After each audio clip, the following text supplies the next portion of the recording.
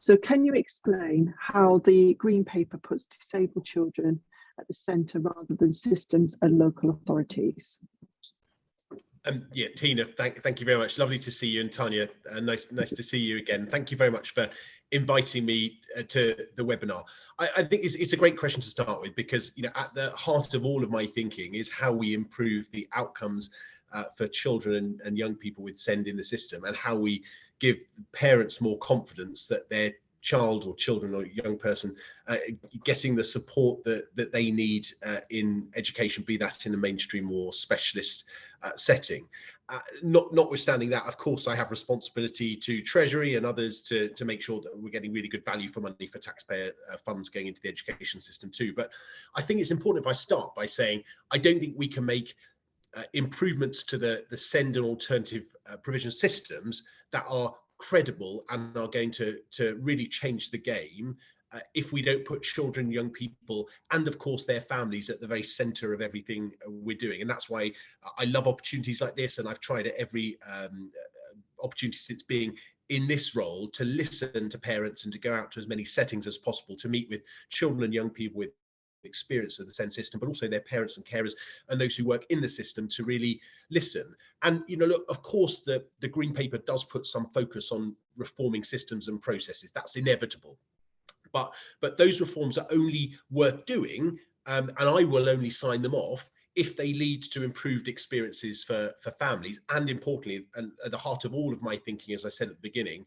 is improved outcomes for children and young people. And it's absolutely critical that children and young people receive the right support in the right place at the right time. And I hope you will agree that runs through the Green Paper. And if I can just give you, I'm no conscious of time, but if I could just give you just a handful of examples. So things like national standards, they are as much as anything a way of ensuring that parents, carers and children and young people with SEND are really clear about what they can expect from the system, and to give them the confidence that those standards will apply across the country, whether you live in Bournemouth or Blackpool. And that's the sort of feedback I get at the moment, that there is this real postcode lottery. Another would be inclusion partnerships, so at a local level, which will include representatives from parents and children and young people, which means that their voices, and this is absolutely critical, will inform local planning and delivery of services. And then the final thing I'd say is around the investment in specialist and alternative provision places, that additional £2.6 billion that we secured in the spending review, which means that more families will have more opportunities to access high quality provision closer to home. But as I said, Tina, it is constantly at the forefront of my thought. This has to be about improved outcomes and making sure that children and young people with SEND don't continue to fall behind their comparative peers. That's good to hear. Parents are very concerned that the strong focus on behaviour in both the schools bill and in the SEND Green Paper will mean children whose disability affects their behaviour, or those whose needs are not being met or identified, will end up excluded, isolated, shoved into AP in a mat. What assurances can you give? Because this is a huge worry for parents. Yeah, so Tanya, I completely get this, and I've heard this from a number of parents. And although this particular policy doesn't sit with me, it sits with Robin Walker, the schools minister. Understandably and inevitably, I'm speaking with him about this, because in too many cases, and I've seen this in many visits to alternative provision settings, often children with behavioural issues, or that end up in alternative provision, there is an underlying unmet or undiagnosed special educational need, and we have to recognise that. And so I think that's why alternative provision is very much also at the heart of the SEND review. And the ambition is that we have more alternative provision settings providing support in mainstream schools. And I think when we think of inclusion, I've been really clear with Robin Walker, the schools minister, about this. Exclusion from school should never and can never be exclusion from education. And I suppose the whole point of alternative provision should be to, wherever possible, support and empower children to get back into mainstream education as quickly as possible. Now, that doesn't mean there won't be some children that need to stay in alternative provision for their school career, but for many, we should be able to support them and give them the tools they need to get them back into school. Now, having said all that, calm, orderly classrooms are without question to the benefit of all children. Evidence points to that. We know that. And that's what we're trying to achieve. So the ambition and aspiration is good. And the school's white paper does set out the support that will be put in place if a child needs that additional help, especially in things like English and maths. In terms of the I've been really clear, the school's white paper and the green SEND green paper have to work hand in glove. They have to be sort of seen together. So the green paper places a really strong emphasis on early intervention to ensure that needs are met promptly and appropriately. The key to that, of course, is that early identification and then getting support in place. And then where that additional support is needed, our proposals such as the reforms for alternative provision, to offer targeted support in mainstream settings, which I sort of touched on just a few minutes ago, will help us to deliver this. And I'm hopeful that the sort of combination of those things taken together will mean that all children get the right support for them. But I understand parents' concerns, and I'm going to sort of keep it on a real watchful eye on it, because I completely understand where they're coming from. We've got to ensure that that need is met as early as possible, and that children are supported in the right place, and parents have that sort of confidence in the system. So I can certainly commit, Tanya, that I'll keep working with the schools minister to make sure that children with SEND are at the heart of his thinking as he develops policy in this area. Thank you. Inclusive schools need to be accessible schools. What discussions are being held specifically about making school buildings accessible for disabled pupils or creating an accessible school fund? Yeah, it's a great question, and I completely agree. And I think there are a number of things that we're proposing and doing to improve inclusion in school. And it won't have escaped your notice, Tina, and we've had this conversation many times, that inclusion has to be at the very heart of the SEND green paper and the reforms that we're hoping to make. So, for example, the new local SEND partnerships, along with statutory standard for Academy Trust to work with other schools and the local community, and things like inclusion dashboards, will create a more inclusive system.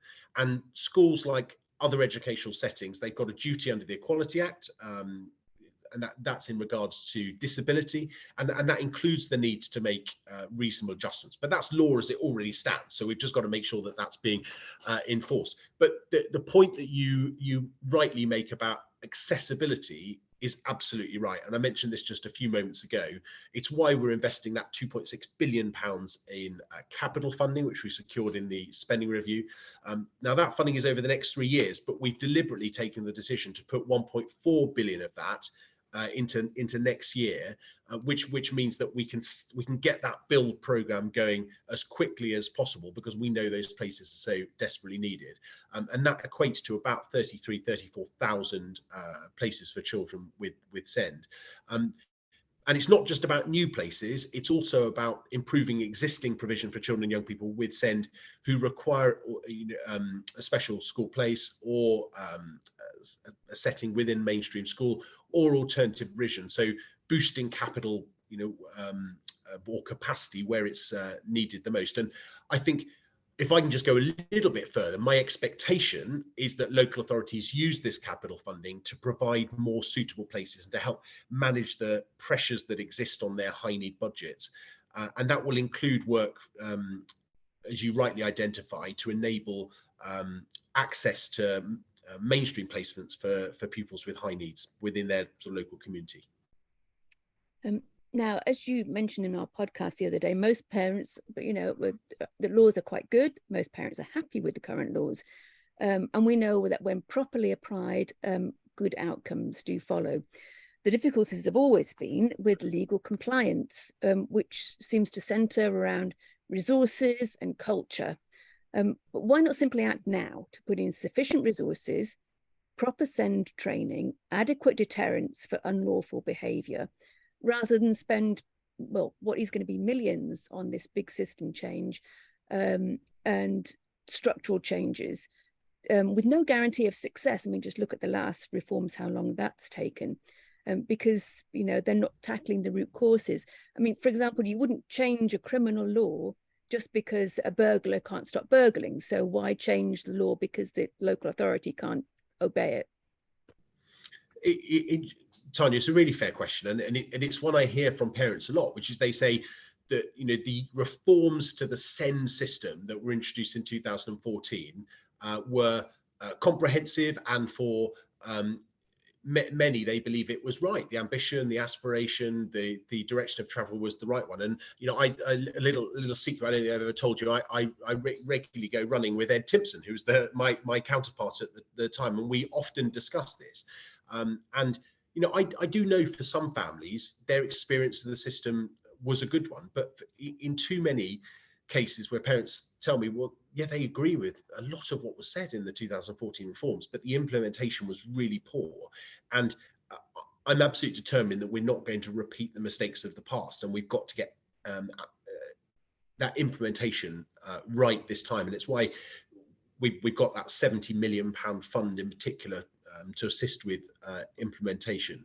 But while I sort of said that there are some families for which the 2014 reforms have worked and they've had a good experience, having spoken with you and so many others, I know that there are too many families that have consistently said that the system just didn't work for them. So I think it was the right decision to review the SEND system back in 2019, and working with parents and children and young people and those, of course, who work in the SEND system and have an alternative provision sectors that have that lived experience. We've come up with a number of proposed changes which we think will make the system work better for more families. And I think although some of what we're doing around accountability and redress will start to address some of those implementation issues of the 2014 reforms, I think we've sensibly gone further in terms of what we're proposing. Where I totally agree with you, and dare I even say I sort of encourage you as part of the review to push me to explore whether we can go further. And just a reminder, the consultation is open until the 22nd of July, and we need as many people as possible to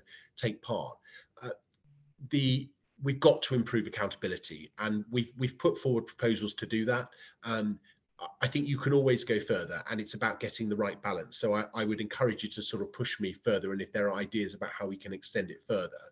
And then I also agree there are other changes which I think we need to make over and above the ones you reference around accountability and redress, you know, such as investing in the workforce and system capacity. So, for example, creating new, good, high quality places for children and young people with SEND. And we're doing that too. But things like, you know, when I go into a mainstream school and I hear from teachers who, you know, all teachers are teachers of children with SEND, but they say we don't feel overly confident about teaching children with SEND in our setting. Well, that worries me. So that's why we're also looking at initial teacher training. It's why we're looking at a new national professional qualification. So I hear what you say. We're going to address those issues, but I think it's right that we take this opportunity to also go further and address some of the other issues which we know are in the system. And the review itself, you know, we heard very loud and clear from parents that they want and expect us to go further. Thank you. There's lots of chat in the question and answer about accountability, and Tanya's just touched on that point. But also, you know, somebody's fed in about the local in the green paper. There's just not enough about accountability, and I think parents are really worried about it. And it says the local authority is uniquely placed to be a champion for the best interests of the child, but nothing indicates how accountability will be addressed and not rely on the capacity of the parent to complain or appeal. Why isn't there a bigger role or sharpen the teeth of the ombudsman, as that's what they've asked for? But I'll just bring something in from the Q&A, which is about this, and they said, you know, what accountability will there be to ensure that local authorities follow the law? They don't follow it currently, which is the real root of the problem. So that's it in a nutshell. That exactly explains what the concerns are for parent carers around the lack of, you know, accountability. So what are you going to do to address that? Yeah, Tina, thank you. It's a fair question, and it's one that I've probably spent a disproportionate amount of time thinking about, because in the context of Tanya's question earlier about the 2014 reforms, and yes, there are changes that we need to make to legislation. There are changes we need to make to procedure and process, and streamlining the system and making it easier for parents and children and young people to access the system and understand what they're entitled to. But at the same time, we've got to ensure that there are strong accountability and redress mechanisms in place, which means that that local authorities can be held to account. And one of the things that pains me the most about the system, and I'm a parent of 2 young children, it's inevitable that every parent wants their children to have the best possible education, so they have better life chances than the ones that they have, and every parent will to some extent want to fight and champion their child. We all do that. But it pains me that so many parents with children and young people with SEND and their carers have to feel like they have to constantly fight the system just to get the education that they're entitled to and deserve by right. So improving accountability is absolutely a key theme of the Green Paper. Do I think we could go further? I think in some areas, yes. It's about getting the balance right, and that's why I say I encourage you to push me to go further and look at what more we can do in this space.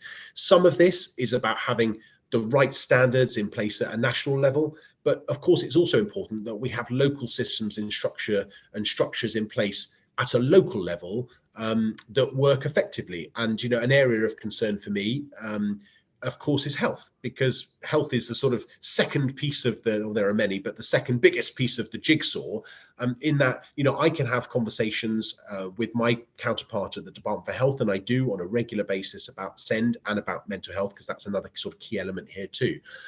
But ultimately, I'm also acutely aware that health is broken up into integrated care systems up and down the country, that they don't necessarily, and often don't, align with local authority areas. It does make it complex, and we've got to make sure that at a local level that they're doing as we expect. So that's why we're introducing local inclusion partnerships, which will include representation from parents. That's so important, as well as a range of other partners that are key to help provide that mechanism for developing local plans, which will ensure that people at a local level are really clear about and can influence, because that's key, what's needed locally. And then local dashboards, and I appreciate these are just words, but in my mind at least, and we need to. I mean, sorry to interrupt, but yes, cool. You hit the nail on the head just then. So what would happen if a local authority regularly breaks the law? They have high tribunal numbers that they lose. What will the DFE do about that local authority?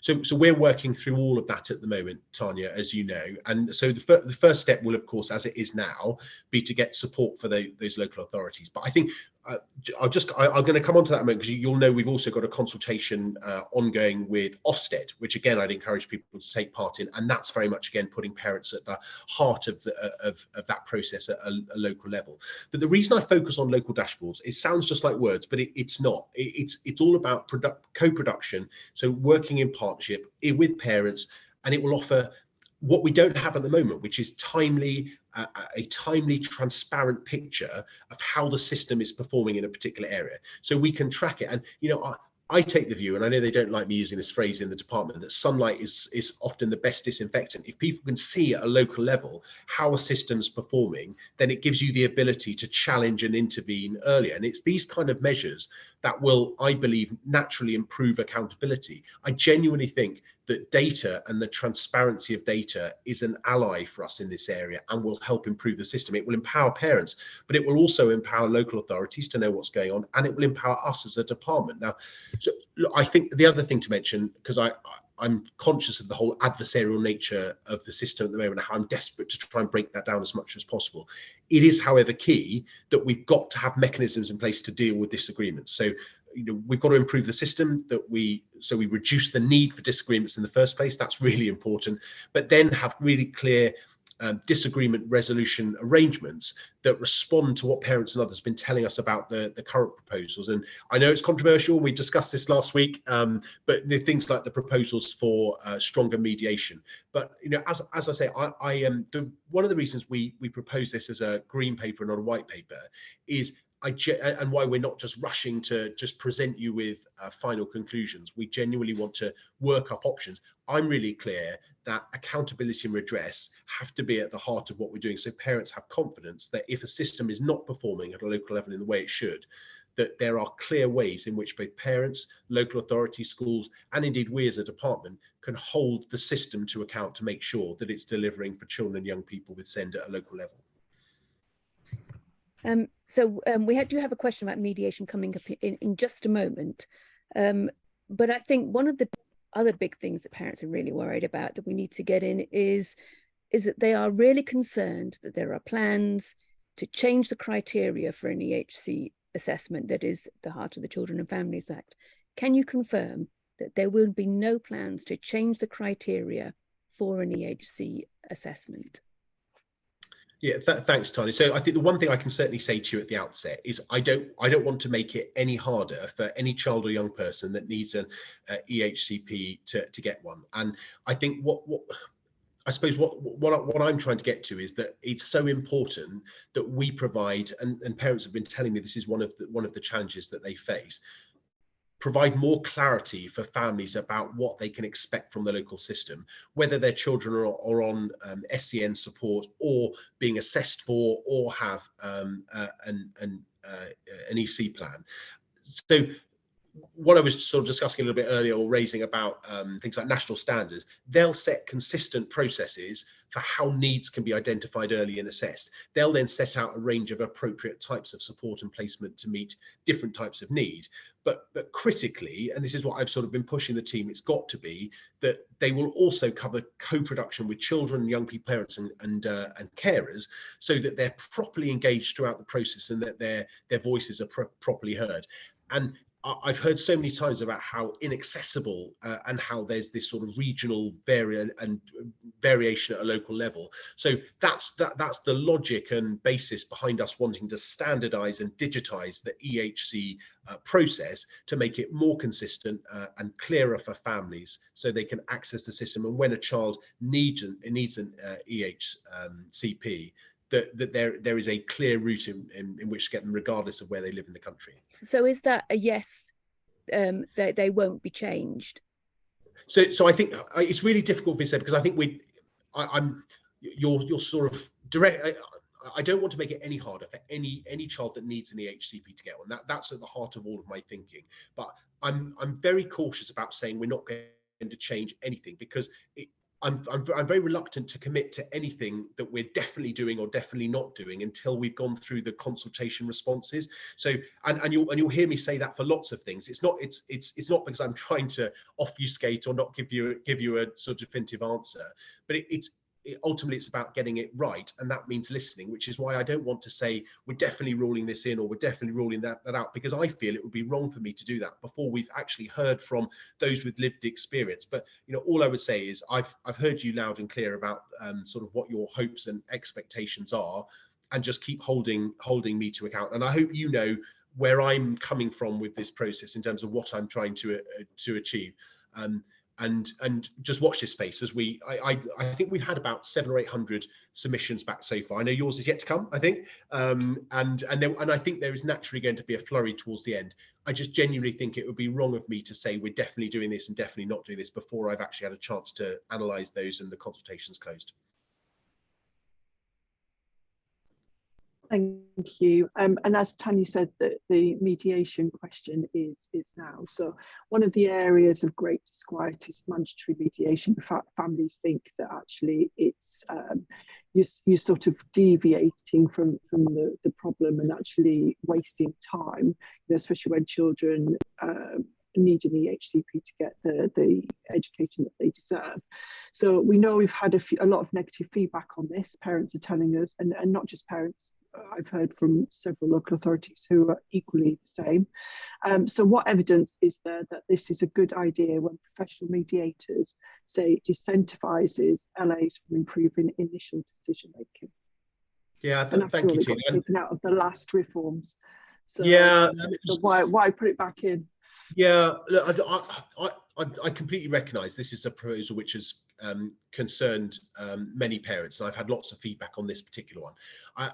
I I think the important thing to stress at the beginning is I have been coming at this from the point that is completely different from the point at which parents believe the department is heading in, and that is, and I completely get, if you've had to fight the system, that you would, and I completely understand why some of these proposals are looked at with some cynicism, because people have been hugely jaded by the system. And if I had had the experiences of many of the parents that I speak to, I would feel exactly the same. And I would say, look, this minister is just trying to make it even harder for us to access the education that our child is entitled to. That is completely the opposite of what I'm trying to achieve. And that's why I'm very much keeping an open mind on this. What I've heard from parents, both really since being in this role and speaking with them about SEND and their own experience of the system, is how lengthy, stressful and often expensive the tribunal process can be. And maybe I'm sort of coming at this as a sort of as a background of a lawyer, so I've got maybe a slightly more rosy tinted view as to sort of mediation, because that was my previous life before I was a member of Parliament.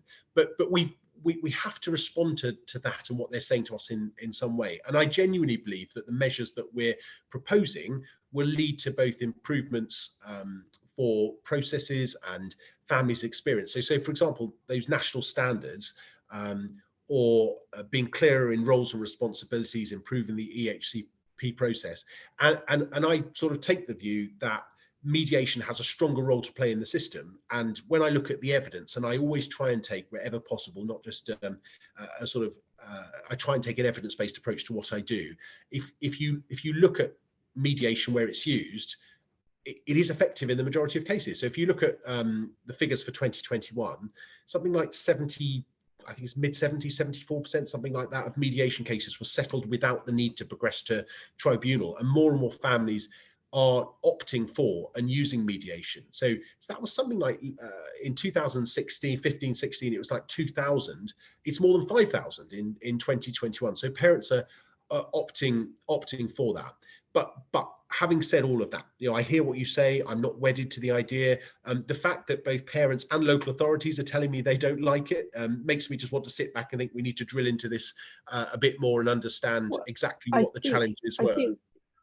Well, I can tell you exactly what the challenge is. I think people they don't like the idea of it, because actually they don't understand if there's going to be some sort of legal recommendations around the mediation. So mediation often is recommendations to do something, but actually there's no fallback, which is why they end up in tribunal.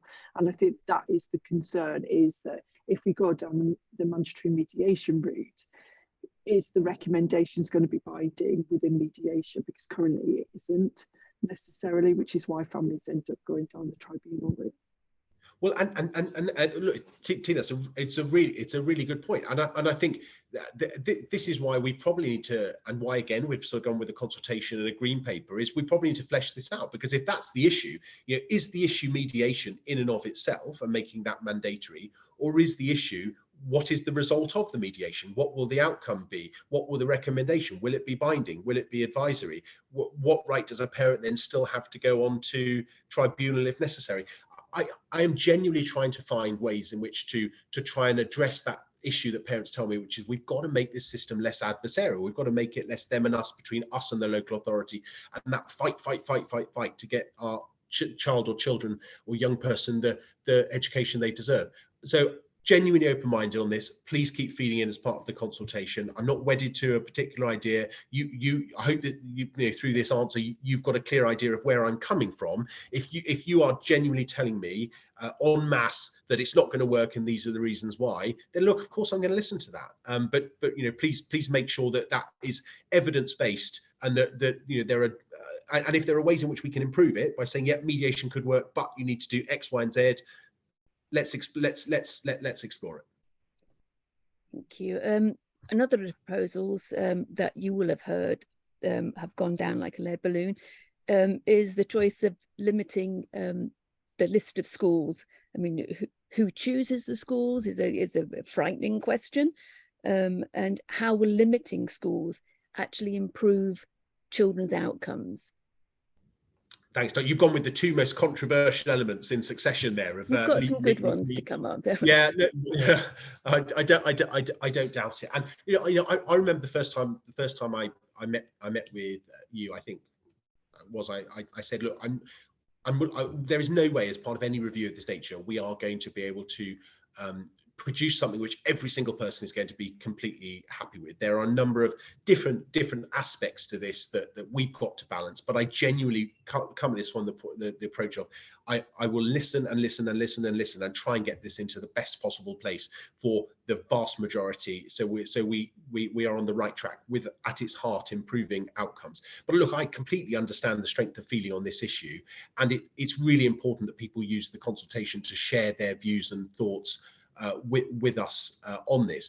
You'll appreciate that actually what we've proposed, and you rightly asked a number of sort of supplementary questions there, we haven't fleshed out the detail. We've deliberately left it as a sort of statement of intent, which we would then need to sort of flesh out, and that will be informed by the consultation responses. But you're speaking with parents. It's really important that there is greater transparency for parents about what's available for their child or young person in their local school, and that they have more clarity about what the provision is and how it can be provided. So under what we're proposing, parents and carers will continue to be able to access or sorry, I suppose, express a preference for which school they would like their child to attend. But it will be, and this is where you rightly point out, this is the change, from a tailored list of settings across mainstream, specialist and independent settings, appropriate to meet their child's needs. But that will be my ambition there is that is co-produced at a local level, and parents have got to be at the heart of that decision-making process.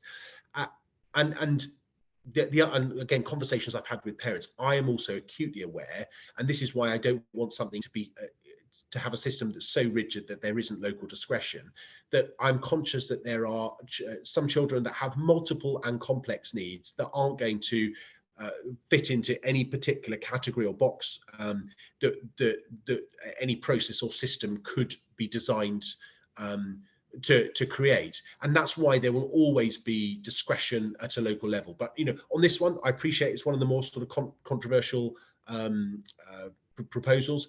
Please keep feeding in, give me your thoughts about, and if genuine thoughts are just don't do this, it's a terrible idea, feed that in. Or if your thoughts are, okay, it's an interesting idea, this is where we think there's some challenges, and this is what you would need to do to make this work, the latter would be the more constructive if possible, because I think, in my mind at least, it could and should work if parents are at the heart of that decision making at a local level.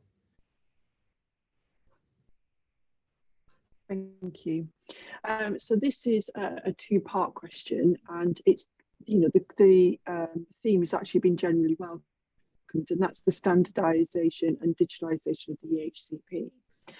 But to make it truly portable and accessible, firstly, how will you make sure a standardised form is inclusive for all of a child's diverse needs, and that crucially the assessments that inform it are of high quality? And secondly, on digitalisation, what assurances have you got for security and ownership that can give digitalised EHCPs for many families who can only afford pay-as-you-go mobiles, have no laptops, or and I live in the southwest, we've got rural areas that can't get the internet. So how do we make it truly accessible? So not just accessible to read, but actually accessible for those who may not have the internet or the equipment to use it. So how can we make sure that digital poverty, as we call it, these people can actually take advantage of this digitalised EHCP process? Yeah, thanks, Tia. It's a great question, and I think I don't want to do anything that makes it harder for any parent to access the system. Everything I'm trying to do, and we're trying to do as a department, is the opposite to that, which is trying to make it as easy and as accessible as possible. I'm conscious it's a two-part question, so I'll come on to the second part in a moment. But in terms of our proposals for standardisation and digitising EHC plans, I'm genuinely hopeful that it'll lead to improvements in the process. It'll lead to higher quality plans, and hopefully, and this is again what I'm trying to achieve throughout this, which is a better experience for families. And as you know, we're consulting on proposals, and there will be a lot of work to do to get it right. This is just saying we're going to do it is the first hurdle. The second is actually how we work with parents and other sector experts to sort of get it right. And I've been really clear with the department that the way we do that is we work with people, especially parents, carers and children and young people who have experience of EHCPs, and the process on how we make it better. And I think standardization will create or place a greater focus on the support that's being put in place, including whether support should be classed as education, health and care interventions. But I think it'll also help with consistency and provide that important opportunity to improve the sort of overall process. On sort of digitizing, because that's I know there are some concerns about who would have access and if it could be changed and that sort of thing. I think we've got to make sure that I think it's the right thing to do, but I think that there are we've got to make sure that there are appropriate controls in place so that the plan can't be changed in any way without the parent or carer's input, and that we have to ensure that there's a really clear audit trail of previous decisions and amendments, and we've got to make sure, as with anything digital, that there are really tight security controls.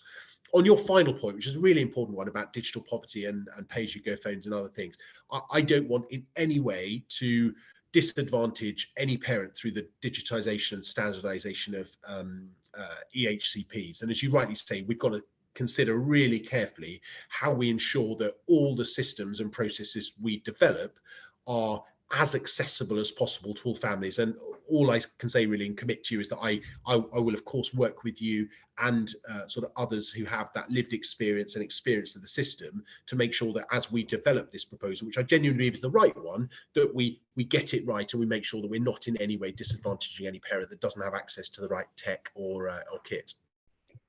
Thanks. A well-resourced SEN budget that at least rises in line with inflation and that's ring-fenced only for SEND can help cut EHCPs. Yeah, SEN support, as we've discussed, is mostly missing. Why is this? And you mentioned in our podcast that a consultation on ring fencing wasn't convincing. Will you please publish the results of that?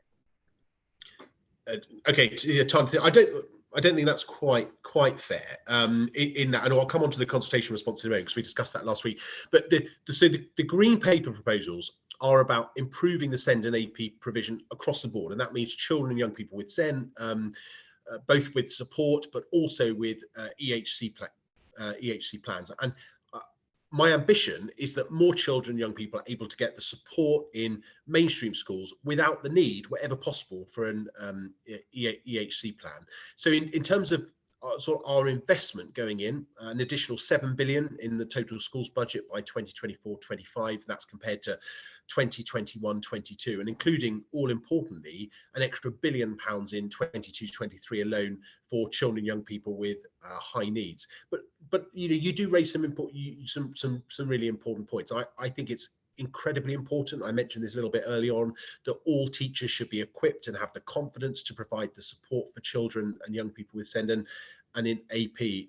And that's why I'm pushing ahead. I'm really keen that we massively improve the initial teacher training, that we produce that additional SENCO MPQ. As you know, I mean, my own personal view, this is not yet government position, but I'm really keen that all head teachers should have SENCO qualifications, because I think that inclusion starts from the top. I believe, it's my personal view, that, and I'm biased, as you know, Tony, because my wife's a qualified SENCO, but I think if a head teacher takes that inclusive approach from the very top, we know that too many SENCOs aren't on the senior leadership team of schools. I think they should be, but they're not. If the head teacher is also a SENCO, I think it would be a great thing. And if you agree with me, share that, and as you're part of the sort of consultation response. I think, look, we'll also, of course, continue to use evidence from the What Works programme to inform quality first teaching. But I mean, on your question about the I mentioned last week about the previous consultation about ring fencing.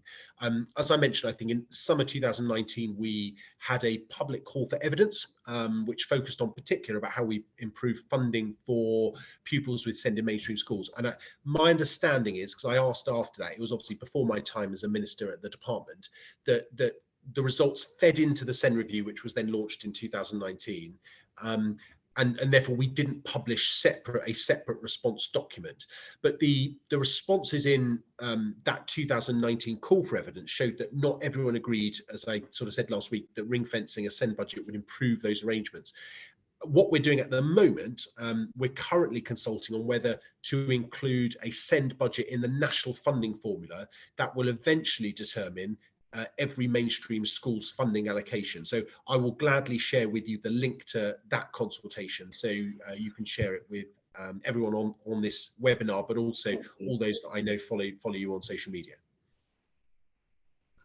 Thank you. I'm just conscious of the time, and that if I ask you another question, you'll go over and then you'll get told off.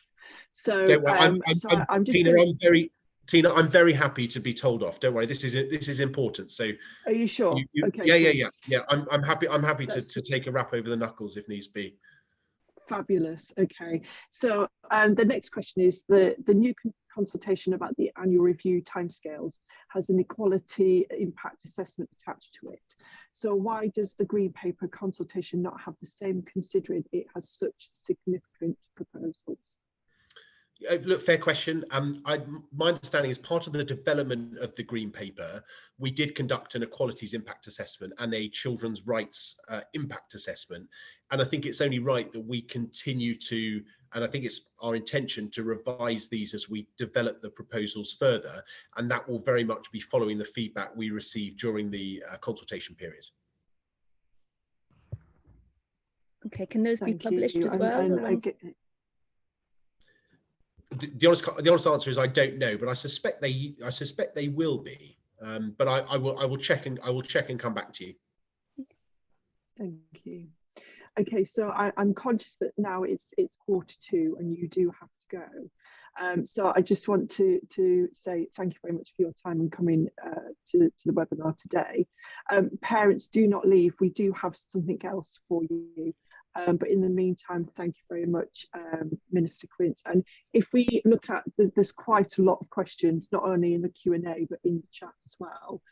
Is there a way that we can feed into your team and get some answers? Because they are very good questions within both. Tina, yes, thank you. And I'm sorry that I do have to go because I've got a meeting with the Secretary of State, but yes, please do send over your questions and we'll get you written answers to all of those, which can be published.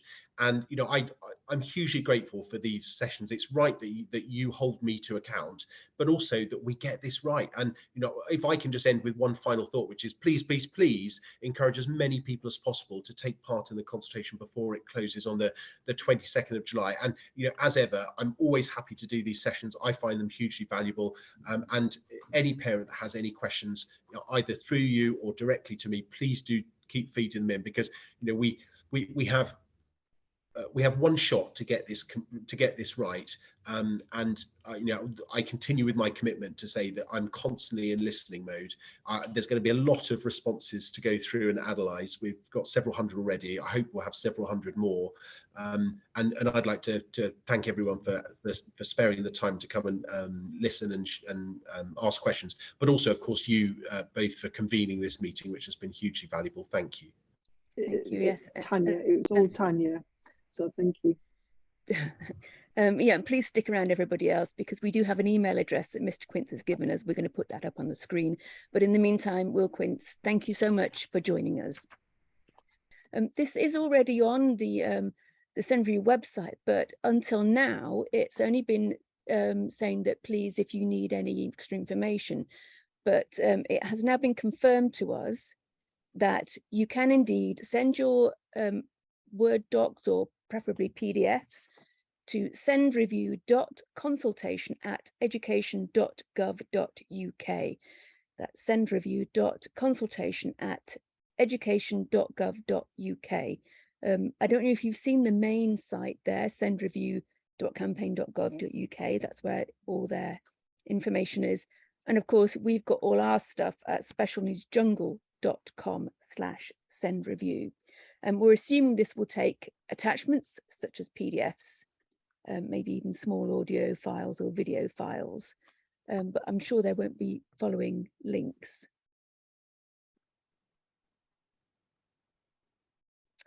So Tina's now going to give us a quick update on when the consultation closes. So the consultation closes at 11:45 p.m. I don't know why it's at that time, but on the 22nd of July, it has been extended. So it does close at 11:45 p.m. on the 22nd of July. And I have put the email address in the chat as well for people to copy if you're struggling with looking at a screen and writing it down. I have put it in the chat. So I want to say thank you very much to Special Needs Jungle. So it's Tanya, Renata and Marion, who are, Renata and Marion are in the back, for supporting this webinar. It's been really great. Also, I'd like to thank Sarah Clark as well from the NMPCF. She's also in the background looking at the chat. She's answered some of the things in the chat. And thank you for joining us. It's been really, really useful. And thanks for all your questions. And we hope that we answered as many as we could get around to. Thanks, Tina. Bye-bye, everyone. Thank you.